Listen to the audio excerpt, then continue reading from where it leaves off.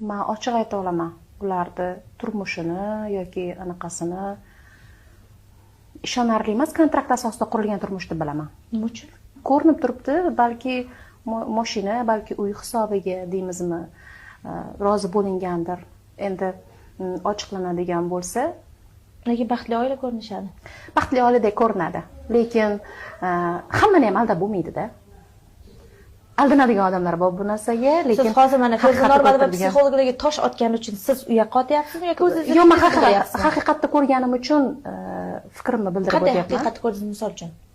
Nima so'zlardanmi, gaplardanmi, ko'zlardanmi? Xo'p, anaqa bo'lsa, rostdan oilaparvar erkak bo'lsa, javobgarlik olgan erkak bo'lsa, undan oldingi ikkita ayolni javobgarligini olmagan erkak, o'zini bolasini javobgarligini olmagan erkak. Xo'p, bu nimaga to'yga yoki Feruzaga shundoqdan Feruzani yaxshi ko'rgani uchun uylangan deb o'ylaysizmi?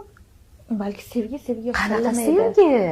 Qanaqa sevgi manfaatlar ustiga qurilgan ko'rinib turibdi-yu, haqiqatda hamma bilib turibdi. Shunchaki kimdir shundoq shart aytmayapti. Kommentariyasini o'qisam 95% negativ Feruzada. Va Feruza shuni hisobiga moslashib ketganmi, bilmayman, umuman psixologlar nimaga tanqidga olishini ham tushunmayman qizi. Balki birorta psixolog og'riq berib ketgandir.